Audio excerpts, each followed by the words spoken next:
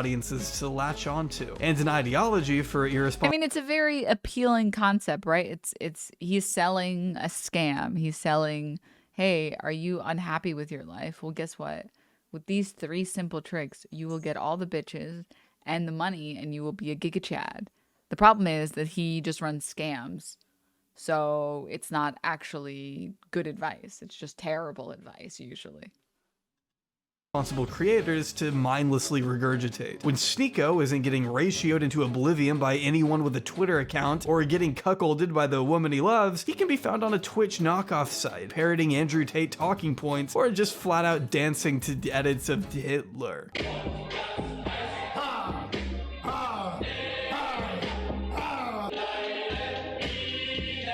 No idea what happened there, but it's hard to deny Tate has left a lasting impact on the very youth he financially capitalizes on, creating a whole army of bots who will linger onto every word that spills out of his mouth, change their physical appearances to match his, and even go so far as to sniff the very musk off his chair.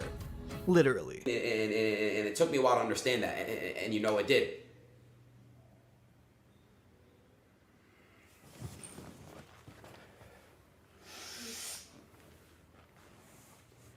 And I just want to say, today I'd like to focus on one of Andrew Tate's most loyal.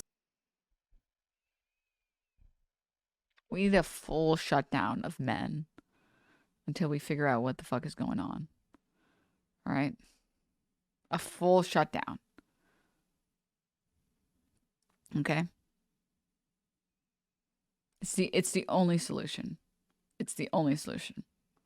Complete and total shutdown, yeah. Soldiers, a man who has found deep meaning in his teachings and vowed to leave his own impact on the next generation in a similar way, when he can actually pronounce words correctly. Far right authorization on ultra-analytic, oh my god, ultra-analytist, Benito Mazzulli. What is an example of a fastest? Yo! Join me on my descent down the rabbit.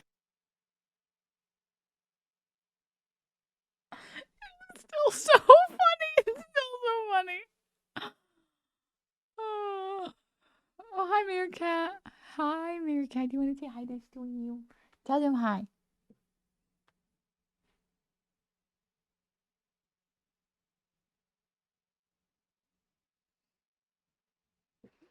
Sniffer. Sniffer. Mojoko Meerkat. Oh, are you blocking my entire monitor? Yes, you are. I don't need to see my monitor. I don't need to see my monitor. Oh, yes. Oh, who's so cute? I'm gonna eat you. All right. Sorry, I pushed play. Hole of it. No, Meerkat, why did you step on the keyboard? What do you think Tate sees in Adin? Is he purely using him for clout or taking him seriously? Wait, I'm sorry, what was the question? Can someone remind me what the question was? Can someone tell me? I wasn't paying attention. I was trying to get the video ready. Where were we? No, we were like here.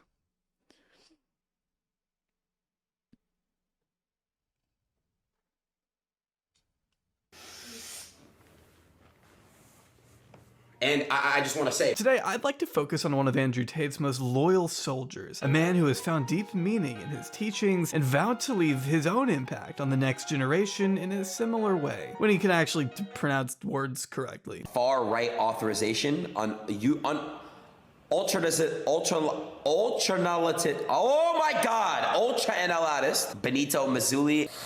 What is an example of a fastest?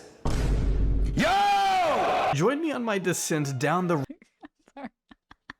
This is a new video. It came out yesterday. It came out 12 hours ago. This is fresh off the press, ready to be cooked. I'm trying to see the alert. I think someone donoed or something. Oh, Anon donoed. What do you think Tate sees in Adin? Is he purely using him for clout or taking him seriously? There's no way Adin Ross is being taken seriously by Andrew Tate. Andrew Tate is too much of a beta to be respected by an alpha male Chad like Andrew Tate. It's for clout. I think he recognizes that, like, Adin Ross has a lot of reach when it comes to like Gen Z, and he has a lot more like relatability when it comes to Gen Z. And Andrew Tate sees like a potential to scam a large portion of those like young impressionable boys or whatever. I don't believe that it's anything else. Rabbit hole of a streaming icon who's recently found himself just as radicalized by the top G as any other impressionable kid out there, while we explore what really happened to Adin Ross. I just woke up to some crazy catastrophic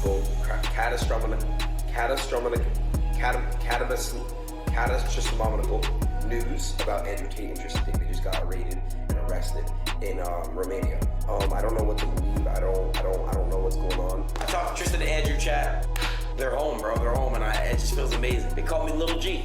Little G. You need to be alive in my life because you came for a reason, and you're here to inspire me for at least tens of years. God, dude. Low key, Adin Ross does not look good bald. Low key though. It looks so egg-like on him. You know, it's just something that doesn't look right. Why would you do that? It's very egg-like. It's very egg-like. It looks uncanny. It looks like he's wearing like a bald cap. It doesn't look like he's bald.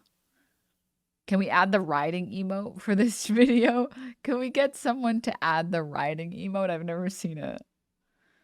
Anti-bald sentiment. SMH my head. Do you think there's a multiverse where Adin listened to Hassan instead of Andrew Tate? Dude, that would be the good world. Years. I'm gonna have to change your diapers. No! But yeah, I want to start to Never get mind. more girls on my stream. Sorry, I thought for a second I accidentally made the wrong button. Never mind, I'm good. Next month type shit. I'll definitely be out there around the time we dropping that song. Okay, cool. Cool. You talking about... So, what happened? The Big Bang? No, I know the Big Bang Theory. What is it? It's where... Bro, can we please stop farting on stream? I don't care that you fart, but like just mute yourself before you fart. No one will know. Don't sniff of that. I am super jealous of Adin. Like Hassan has offered to be a father figure for Adin. I want Hassan to be my father figure. I don't even know what to say to that. Hassan would go get milk and cigarettes and abandon us.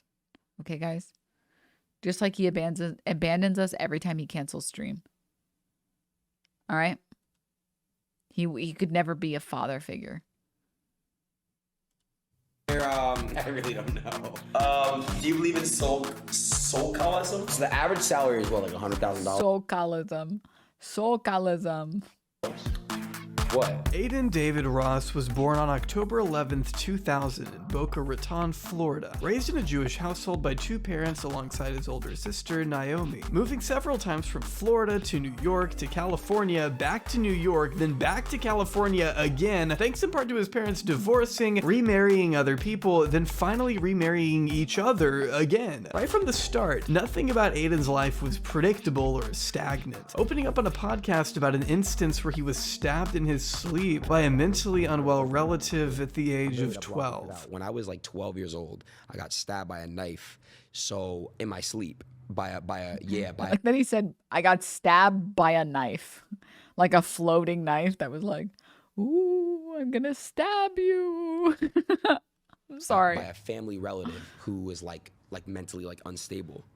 I just gasped like 3 times in a row. Having to be rushed to the hospital in the dead of night to get 9 stitches made him numb to traumatic events as he grew older, according to him. When that happened to me, I went through it for like a week. I don't know what it was. I became numb and kind of like emotionless to traumatic shit. It's crazy. I could just put it like behind me. Like, you know, picture like you're jumping over like a hurdle. It's like a hurdle. I'll just jump over that motherfucker. Like, I'm not really letting that shit get to me. Throughout the chaos, Adin took an affinity to gaming as a kid. Anyone around Adin's age, including myself, Oh can my god, he looks so different. attest to the fact that titles like Halo, Call of Duty, and GTA really helped shape a lot of childhoods at the time. It was like 2008. Black Ops 2, NBA 2K series, GTA 5, you know, that's my type of games. But Adin wouldn't take his hobby of gaming public until his senior year of high school, when he first created a Twitch account. Tired of waiting tables, Adin showed serious determination to make streaming his full-time job, with some of his earliest streams being over 10 hours long. Moving to LA with his sister over the summer of 2019, Adin streamed consistently enough that he quickly garnered a small but intimate community and started raking in pretty decent money. His ambition at the time was actually pretty inspiring. After all, it's always good to stay driven and set goals for yourself, but I don't even think Adin was prepared for just how quickly those goals would be met. Pick me up and fuck me. No, please no. You're so cute. Why do you want to step on all the buttons on the keyboard?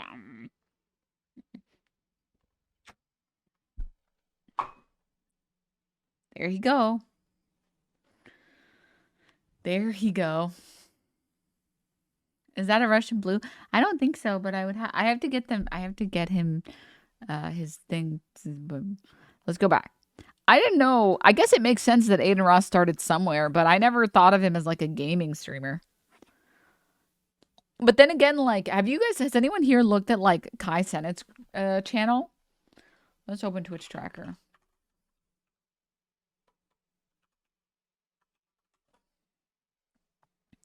Twitch Tracker needs to review the security of your connection.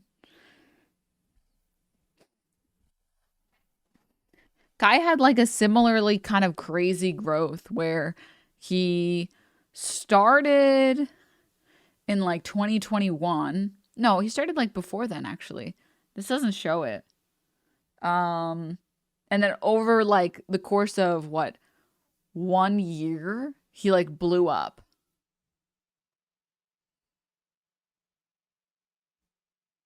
Which is crazy.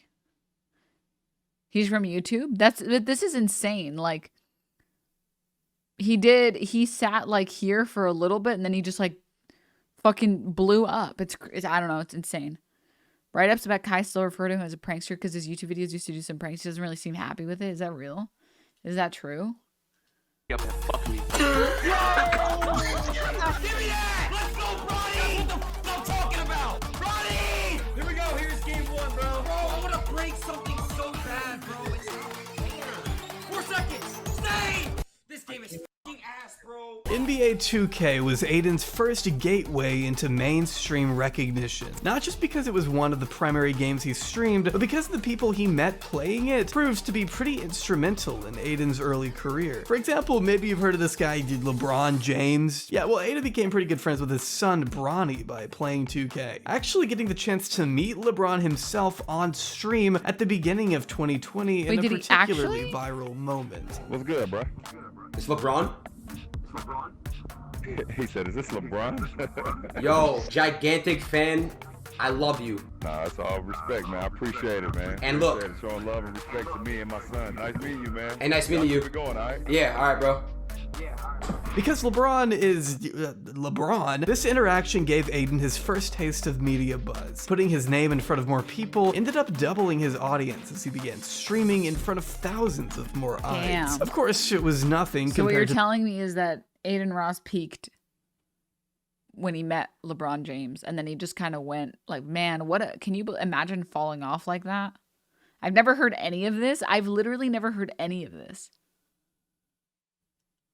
the behemoth his audience would become shortly after, but blowing up to that extent would call for a fresh form of content, something that could captivate a more generic audience outside of his insular community of gamers. Take you to the Coliseum, you go watch me fight some lions or something, you know what I'm saying? Something slight. What the f? Dating shows have been a longtime staple in American media and will most likely continue to garner mass attention by taking on different forms. Adin must have understood what bringing women on stream could have done for his brand, so he began hosting. Before I press play, this is the same exact thing with like just in general chatting, the category of chatting.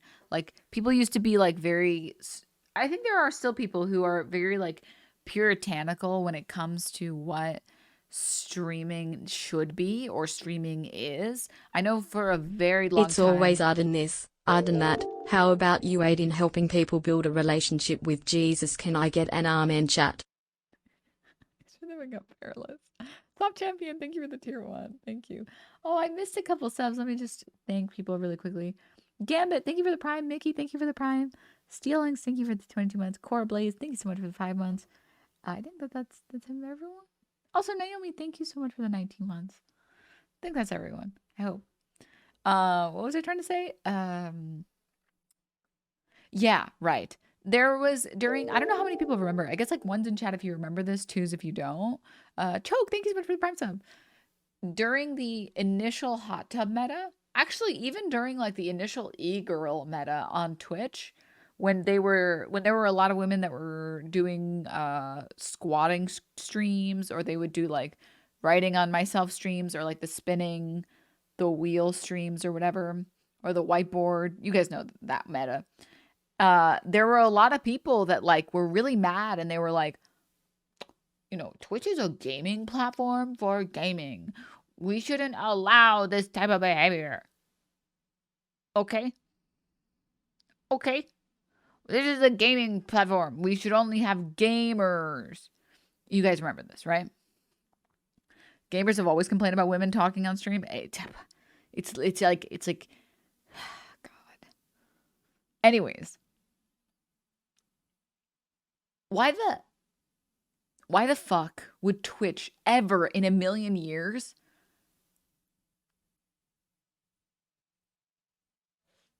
reduce their market share for live streaming?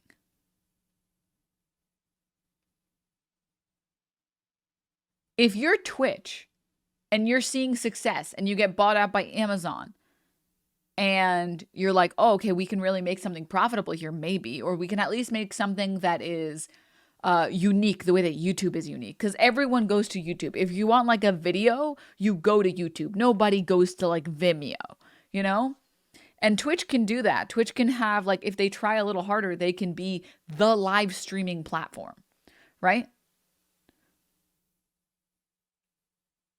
And the reality is people love reality TV. People love reality TV so much. Have you guys seen like what reality TV for a short period of time did to like cable television? Like all of those shows, like The Bachelor and like all of them, every single one. They like low-key kind of ruined television for a while because it was cheap to produce. It was easy to produce. And there was always like, it was a formula you could replicate forever. Like literally forever. Because you don't have to worry about like writers extending the story. So normally with television, you have to get a TV show and then you milk it for all it's worth. Like SpongeBob, like current SpongeBob is not good. As someone who just recently watched the first 5 seasons of SpongeBob, the first 3 are literally perfect. The first 3 seasons of SpongeBob are genuinely amazing. They are some of the, if you've never watched them, chat, if you're like, no, it's a kid's show, you will appreciate it so much as an adult. I'm 100% serious. That show, the first 3 seasons are not written for kids. They're written for adults. There's a lot of jokes in there that I didn't get growing up. And as an adult, when I watched them, I was like, oh my God. Wait, that's so fucking good. It's written, the first 3 seasons are straight up written for adults. Those early seasons of SpongeBob are why the writers' strike in 2008 happened. I totally believe it, because then the writing just goes downhill. Oh shit. Wait, is that why? So I got to season 6, and season 6 is straight ass. I'm going to be honest. I've watched like 3 episodes or 4, and every episode has been really boring. And I checked that when the episodes came out, and they came out in 2008. So that's probably during the writer's strike when they had like the people writing the episodes, they suddenly started doing like gore in SpongeBob, which doesn't work. And then they suddenly started like like the characters weren't themselves. Like it felt like the personality of any character would change episode to episode. Like SpongeBob just became annoying. Patrick just became like whoever they wanted him to be for that episode, you know? Which is so pathetic. Gore, yeah, like there was a scene where like SpongeBob drops the table on they're trying to move the table and he drops the table on Squidward's foot and then he pushes it and they show you like the table scraping on the tentacle and then it shows like the toenail peeling off and I'm like, ew, what is this? And I don't even mind gore. I think a good gore movie deserves respect. I watched Texas Chainsaw Massacre, I guess the one that came out in like 2017 or something. And that one was good. I enjoyed it. I don't have I'm fine with gore, but that's not what I signed up for when I went to watch SpongeBob. I don't want to watch that. I want to watch comedy. You know what I mean? That shit, I don't want to do that. Yeah, like Ren and Stimpy, this is another good example. It was just not good. It was just really not good. I don't know why they did that. There was a scene in earlier SpongeBob where his face got stuck to the door. You could see his organs. Yeah, but that was like, it was different. It was like funny. I don't know how else to explain it. It's like gore and pain doesn't work. Gore on its own is fine. Were you talking about Futurama last night, or was that Carter? The new writers fucked Bender too? Yeah, I was talking about it yesterday. Why did I bring this up? Right. Reality TV. Reality TV is wildly successful. It's wildly successful. It's really cheap to make in comparison to actual shows because you don't really need writers the way that you need writers for a real show. You don't need like animators. You kind of just need a camera crew and editors. And that's it, you know?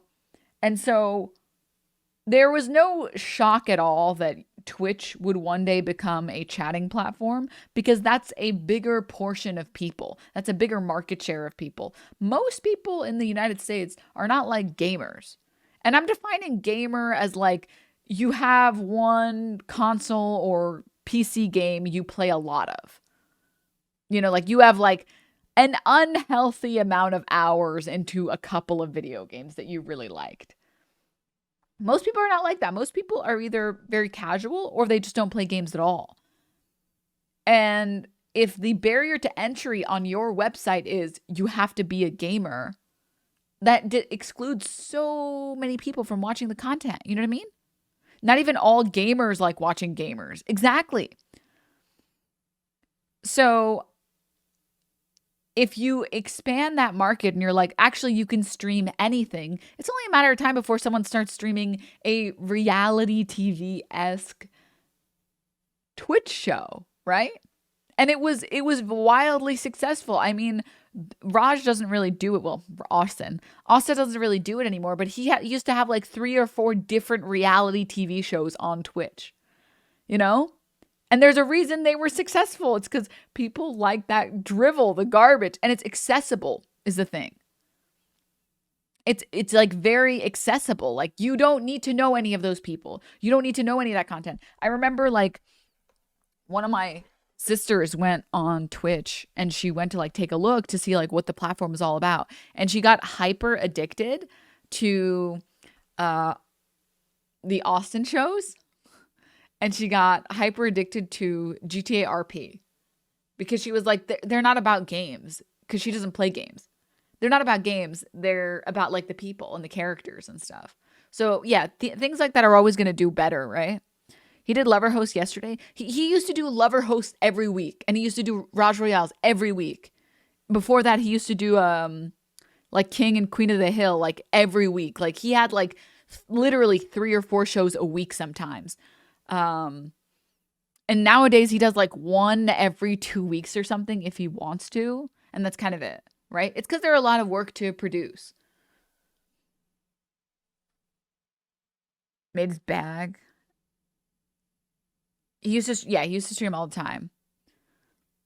So much drama with no pixel now. Yeah. Okay. Hosting live e-dates through Discord, where crusty boys could compete for a date with whichever woman was unlucky enough to be featured that day. This naturally resulted in some incredible non-stream moments that I can only describe by showing you. Juju, let me see that you have game, bro. Come on, let me see you got game. Oh god. Oh my god. What the f is this? Yeah, this show is where Riz goes to die. But it made him an Good morning, Chasm.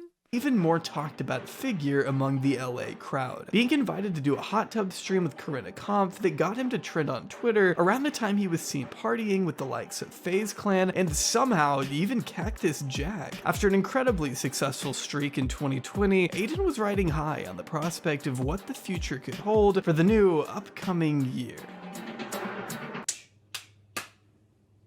Bro, come on, you wouldn't tap my head, bro. It's part of the handshake. I'll do it slower if you want.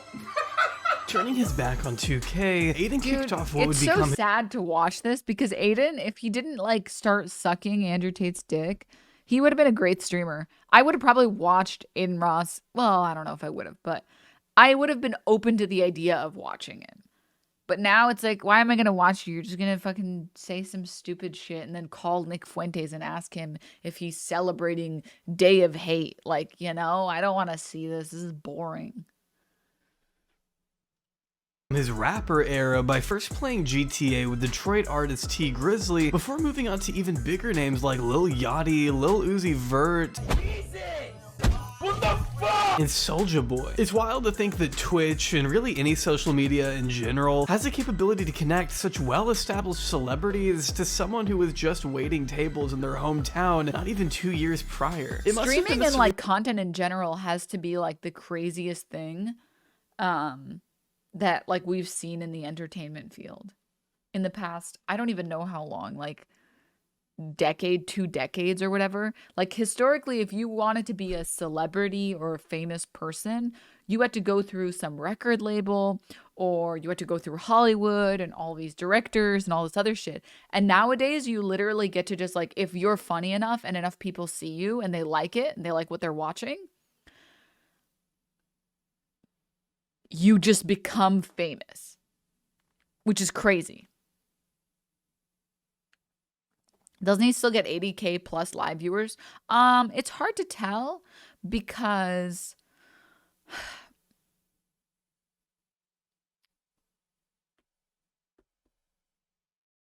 he streams on Kick and Kick has a bad bot problem.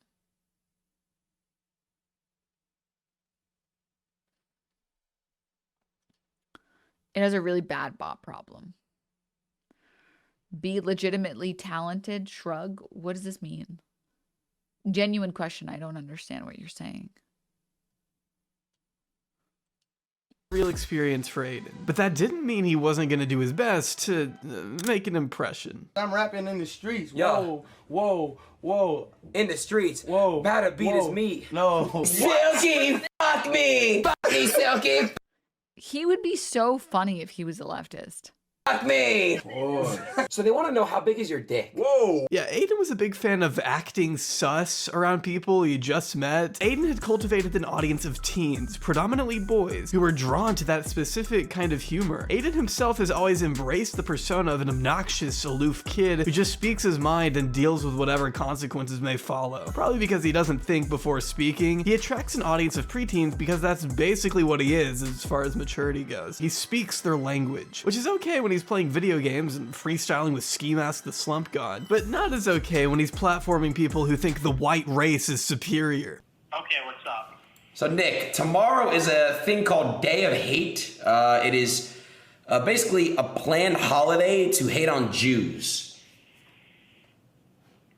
That's funny that you called me. But we aren't there yet, are we? Adin's journey thus far has yet to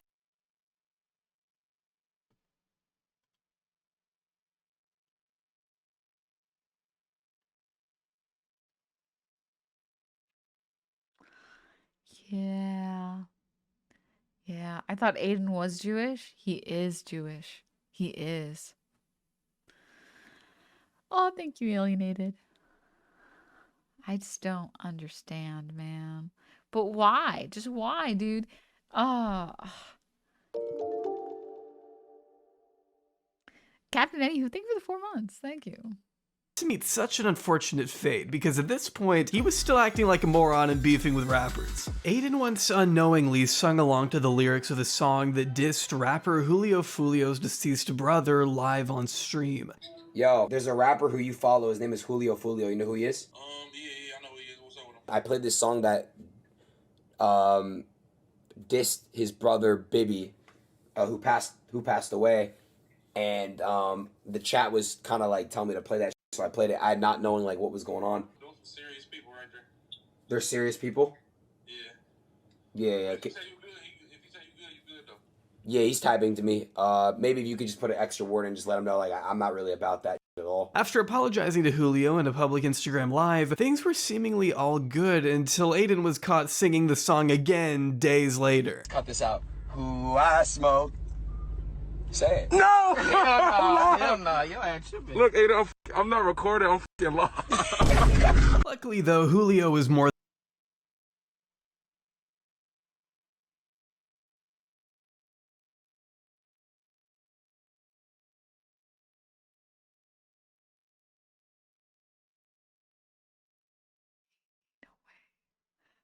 Ain't no way, dude.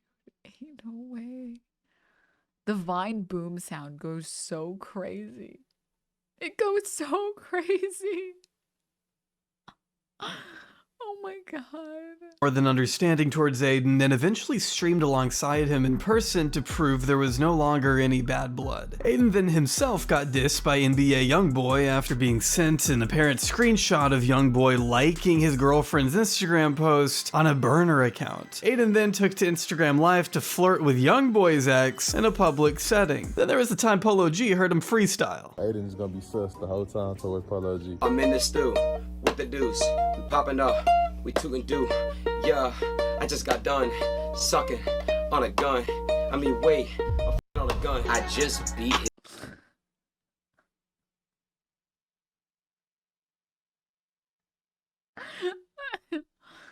Oh.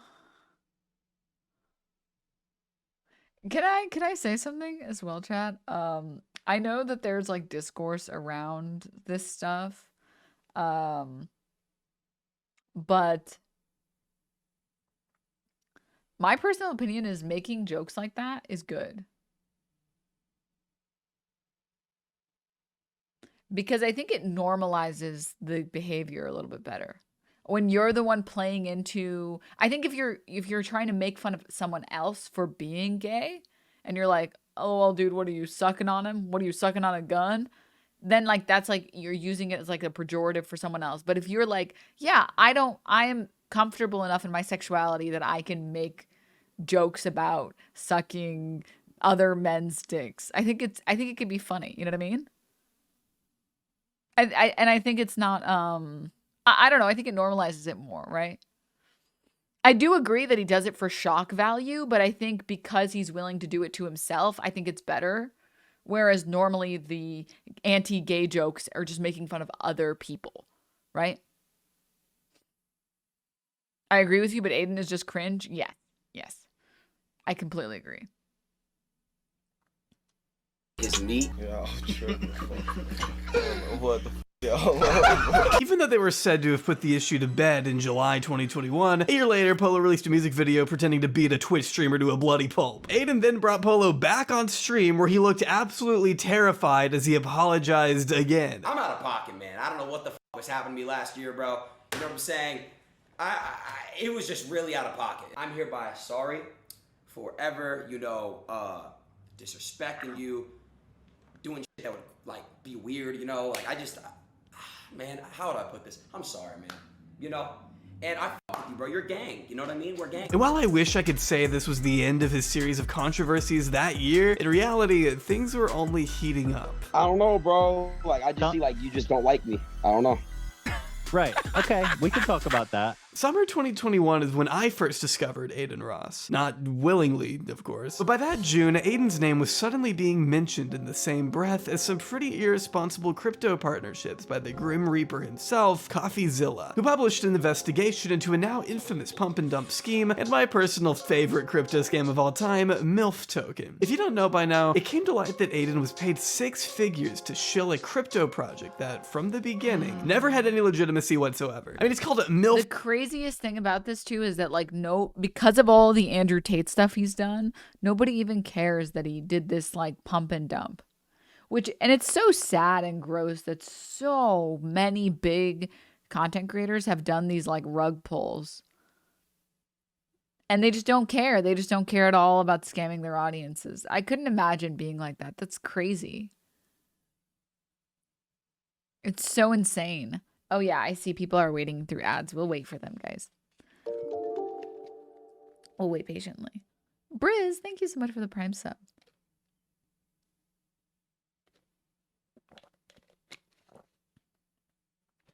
God, the ad emote is so fucking funny. How did Adin Ross not copy strike this? That's a good question. I think he's done copy striking it.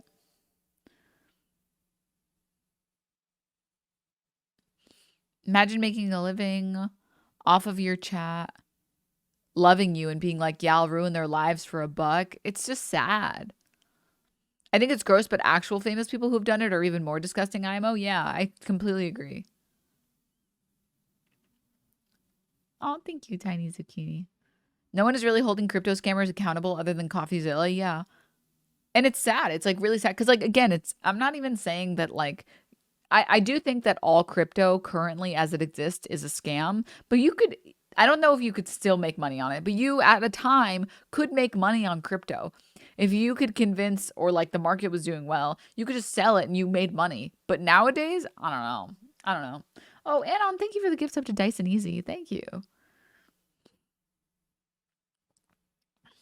As a fan of most W community streamers back when they were smaller, I got into Adin's stream when they were actually good and he wasn't super weird. Yeah. Yeah. You can also bet on it going down. Okay, I don't know if you can actually short Bitcoin though, crypto. It's been a long time since I've done like active trading. I remember when Adin was cool. Yeah. You can? Oh, okay. Yeah, then definitely not. I thought you couldn't short it unless they've come up with like new ways that you can short it. I was pretty sure I that you subscribed to it Denims and now I don't have money left to eat.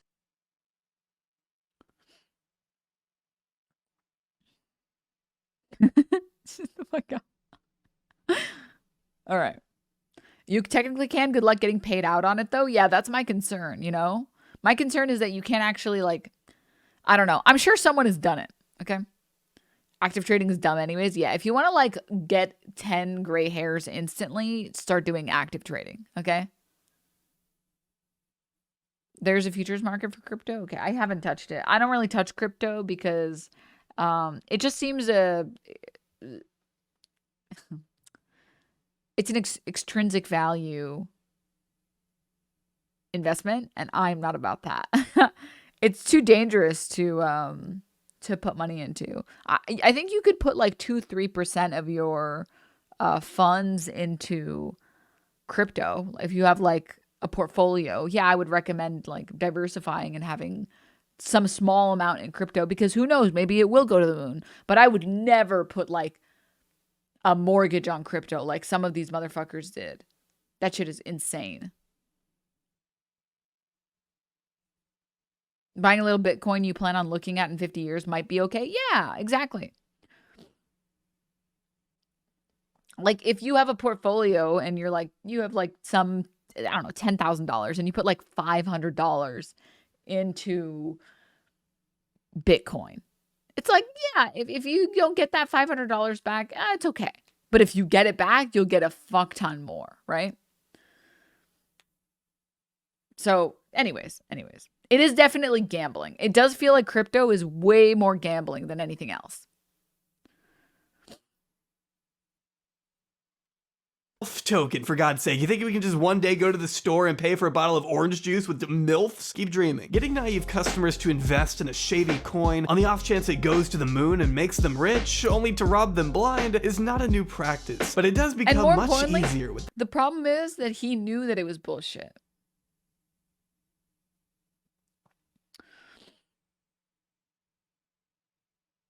Like, he knew it was complete bullshit. Like, I wouldn't care as much if he didn't know. And he was like, oh, it's a rug pull scam. My bad. I didn't know. I thought I'm an idiot. I'm literally a fucking moron. You know? But he knew. I thought it was a crime. It is. It is, actually. It is definitely like against SEC rules. The value of crypto is relying on how many people want it. Yeah, that's what extrinsic is.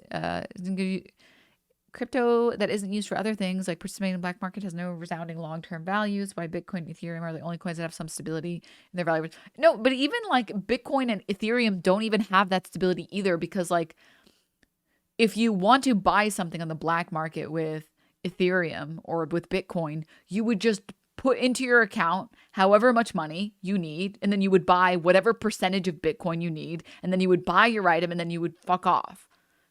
Like, no one is like putting money into Bitcoin the way that you put money into like SPY. You know what I mean? So even in your example, it's still fucked. Yeah, pump and dumps are considered market manipulation. Yeah, it is. It is considered market manipulation. The help of useful idiots like Adin Ross, who see it as nothing more than a quick and easy payday. I mean, this is literally how the promotion went. What does it mean, insufficient sons? It says liquidity. Oh, there we go. Yeah. Okay. Hold on. Click reject. Tell your chat you're sorry. This is your first time. It's my first time buying MILF. Yeah. Down the right. Wait, what do I do now? Right there. Below. No. Down below. Below reject. Reject two transact. No. Yeah. I'm just trying to get a MILF blow up doll. This is your dick.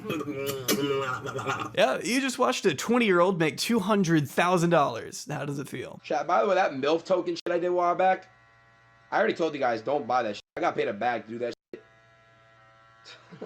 Like, I don't give a fuck. I hope none of you guys actually bought it.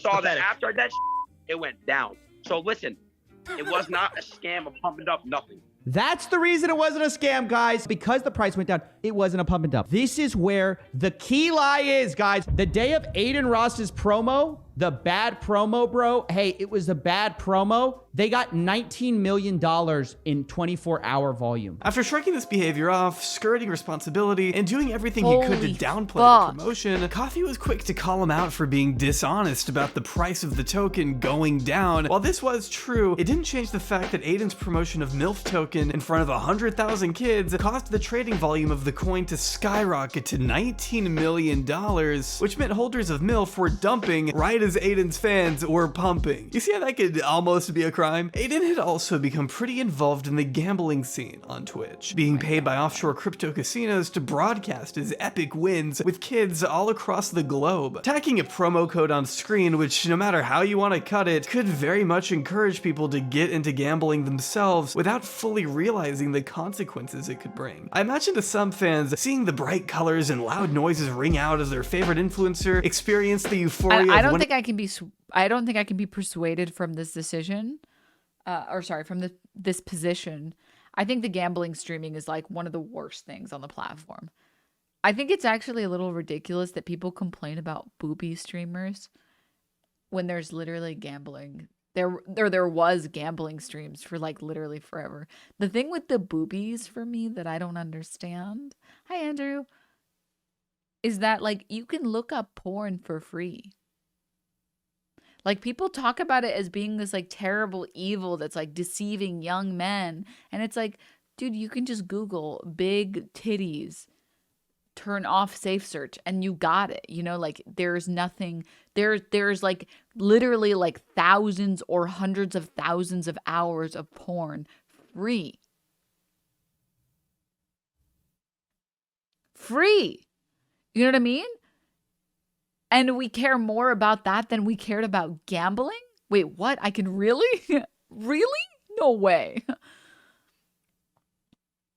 And it's so stupid to me. It's always been really dumb to me that people get mad because one chick is like in a bikini writing names on her hand. You know what I mean? It's just dumb. And then the thing that makes me upset is like people will be like, well, the problem with it is that it's parasocial. It's like, that's what all of Twitch is. Hello? Hello? That's what all of Twitch is. Twitch is like a parasocial like field to be in. You're telling me that like the average XQC van isn't a parasocial motherfucker? Are you kidding me? I don't believe you. I don't believe you at all. Okay? Jordan, thank you so much for the 3 months. Thank you. Parasocial gambling is way worse than parasocial jacking off on like on the scale. I feel like gambling is like way worse. It's like way worse, you know? I don't know, man. Earning hundreds of thousands of dollars live could be pretty alluring. Massive names like Trainwrecks TV, XQC, and Aiden Ross were all making bank from companies like DualBits, Rubit, and Stake, paying them to neglect whatever concerns critics may have had and showcase their massive wins and losses regardless. In June, Aiden happened to accidentally leak some terms of the contract with one brand, revealing a potential $2 million payment being discussed. Just to give you an idea of how integral these partnerships were to anyone morally bankrupt enough to accept them. Having the audience. Jesus fucking Christ. The same people who complain about booby streamers for the damage they do also idolize Tate and his cam girl empire. Yeah, I think there's a bit of cognitive dissonance there for a lot of people that shit on e-girls. But they like consume porn and they idolize men who use women's sexual value or whatever, right? And it's like, wait, so you're only against it because the women are doing it? That seems a little silly. You don't think that there's anything wrong with that mentality? There's nothing? Okay. That's really weird that you claim that you don't like it because it's hurting young boys, but then you idolize like the pimps of the industry. That's weird.